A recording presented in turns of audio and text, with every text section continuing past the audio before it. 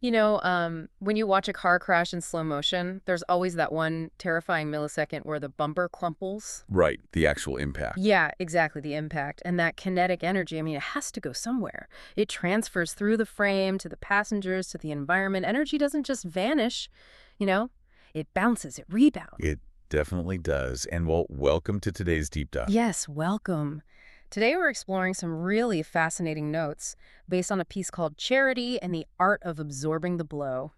Because we want to decode this deeply misunderstood scriptural phrase. Mm-hmm. The one that says charity covers a multitude of sins. Right. And our mission here is to decode that framework, to equip you, the listener, with a powerful tool for breaking cycles of conflict in your own life by figuring out what covering a failure actually means. Yeah, okay, so let's unpack this. Because when I hear covering sins, I instantly picture, I don't know, putting concealer over a deep infected wound. Oh, sure. Sweeping dirt under the rug. Exactly. So I really have to push back here. I mean, if someone snaps at me and I just take it, aren't I just validating their bad behavior? Like, how is that not just being a doormat? Does love really just excuse toxicity? Well, it's completely natural assumption. Hmm. But covering is absolutely not avoidance. Mm-hmm. True charity does not pretend the sin or the offense just isn't real. Okay. It doesn't minimize the harm. And it certainly doesn't avoid necessary correction.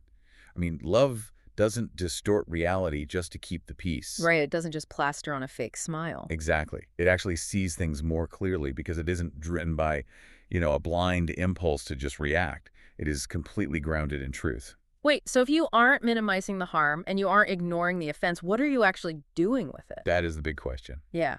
Like, where does the damage go when that blow lands? Well, what's fascinating here is the core mechanism at work. To cover is to absorb without multiplying. Absorb without multiplying. Right. Because human nature follows a very predictable pattern. Hurt leads to retaliation, which leads to escalation. Oh, right. You snap at me, I snap back louder. Exactly. The conflict grows, and it just passes the offense forward. But charity interrupts that spread. It breaks the chain. It does. It changes the formula from hurt, retaliation, escalation to a new formula.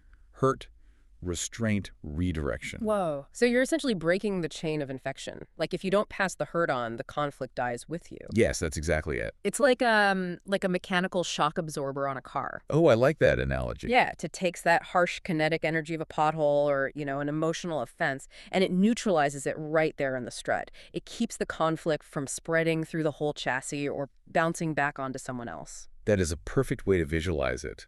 But being that shock absorber, it requires immense effort. Oh, totally. Doesn't mean you stay silent forever. But when you do speak, you speak from a place of clarity, not from a desperate need to just release your own frustration. Okay, but here is where it gets really interesting.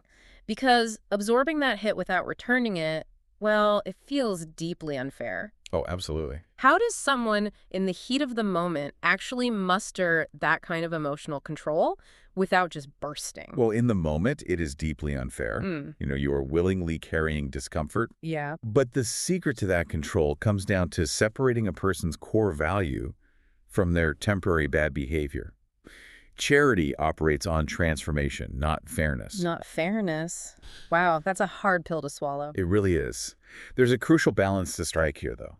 Truth without love just feels like an attack, so people instantly put their walls up. Right, they get defensive immediately. Exactly. But on the flip side, love without truth removes all accountability, so they never actually grow. So by combining both, you refuse to define someone by their worst moment. You aren't letting them off the hook, but you are creating an environment where they don't have to be defensive. Yes. And if we connect this to the bigger picture, you're creating a safe space where they are invited, not forced to change. Yeah. Invited, not forced. I love that. You hold the truth of what they did, but you hold it with enough love that the relationship doesn't shatter. So what does this all mean for you listening right now? Today, when you feel the urge to react to something negative, just pause. Just take a breath. Right. Don't suppress the feeling, but let it settle. And ask yourself, what response, maybe silence or a softer tone, would stop this from escalating? Because choosing to cover a failure is fundamentally a refusal to let that wrong have the final word in a relationship. Which brings up something for you to mull over as you go about your day. If choosing to cover a failure means absorbing the blow, what specific boundaries do you need to build? That's the real question. Right. What boundaries do you need to ensure that absorbing the hit actually leads to restoration rather than just endless endurance?